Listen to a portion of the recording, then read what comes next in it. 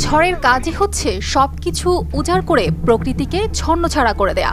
সবসময় শুনেছেন, দেখেছেন ঝড়ে ঘরের চাল উড়ে যেতে, গাছ উড়ে যেতে, কিন্তু কখনো কি দেখেছেন আস্ত ব্রিজ উড়ে যেতে? জি, ঠিকই শুনেছেন। শক্তিশালী টাইফুন ইয়াগির ভয়াল তাণ্ডবে যেন বদলেই গেল একটি দেশের মানচিত্র। তবে আশ্চর্যের বিষয়, ঘটনাটি ঘটেছে ঘূর্ণিঝড়ের পরবর্তীকালে। ভিডিওতে দেখা যায় ব্রিজে গাড়ি চলছে, হঠাৎ করেই কিছু বোঝার আগেই যেন এক অদৃশ্য শক্তির জোরে ধসে পড়ে সেতুটির একাংশ। আর এমন ঘটনার রাজসাক্ষী ছিল ভিয়েতনামবাসী।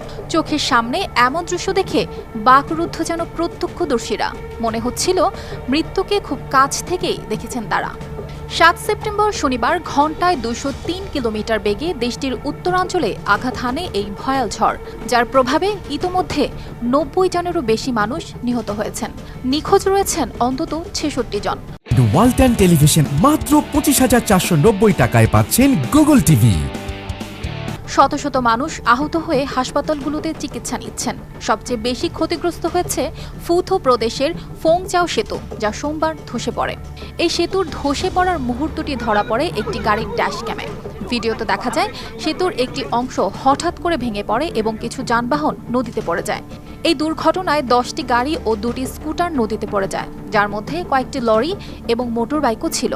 উপপ্রধানমন্ত্রী হো ডাক ফোক জানিয়েছেন, এই ঘটনায় এখনও নিখোঁজ রয়েছেন ১৩ জন এবং তাদের উদ্ধারে অভিযান চলছে।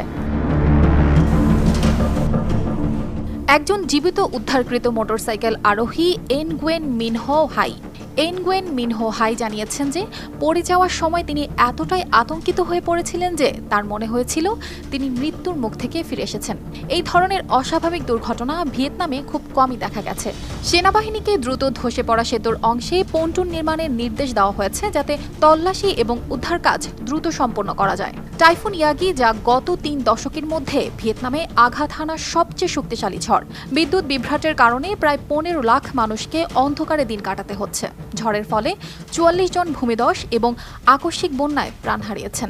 এছাড়া ঝড়ের কারণে স্যামসাং এবং ফক্সকনের মতো বিশ্বখ্যাত প্রযুক্তি কোম্পানিগুলোর উৎপাদন কেন্দ্রগুলিতে বড় ধরনের বিঘ্ন ঘটেছে। জলবায়ু বিশেষজ্ঞদের মতে, জলবায়ু পরিবর্তনের কারণে টাইফুনগুলো এখন উপকূলের কাছাকাছি আরও শক্তিশালী হয়ে উঠেছে এবং বেশি সময় ধরে স্থলভাগে অবস্থান করছে। ইয়াগি দক্ষিণ চীন সাগরে আঘাত হানা একমাত্র 4টি ক্যাটাগরি 5 সুপার টাইফুনের মধ্যে একটি। এই ঝড়টি ২০১৪ সালের পর হাইনান প্রদেশে আঘাত হানা সবচেয়ে শক্তিশালী টাইফুন। এদিকে টাইফুন ইয়াগির প্রভাবে ফিলিপাইন, হংকং, ম্যাকাও এবং দক্ষিণ চীনেও ব্যাপক ক্ষয়ক্ষতি হয়েছে। ফিলিপাইনে ২০ জনের মৃত্যু হয়েছে এবং ২২ জন আহত হয়েছে। হংকং এবং ম্যাকাওতে স্কুল ও অফিস বন্ধ করে দেওয়া হয়, বিমান ও ফেরি পরিষেবা স্থগিত করা হয়। হাইনান প্রদেশে প্রায় ৪,২০,০০০ মানুষকে নিরাপদ স্থানে সরিয়ে নেওয়া হয়েছে। বিদ্যুৎ বিচ্ছিন্ন হয়ে পড়েছে চীনের বিভিন্ন অঞ্চল এবং জরুরি অবস্থার জন্য প্রস্তুত রাখা হয়েছে স্থানীয় প্রশাসনকে। অর্পিতা জাহান, RTV।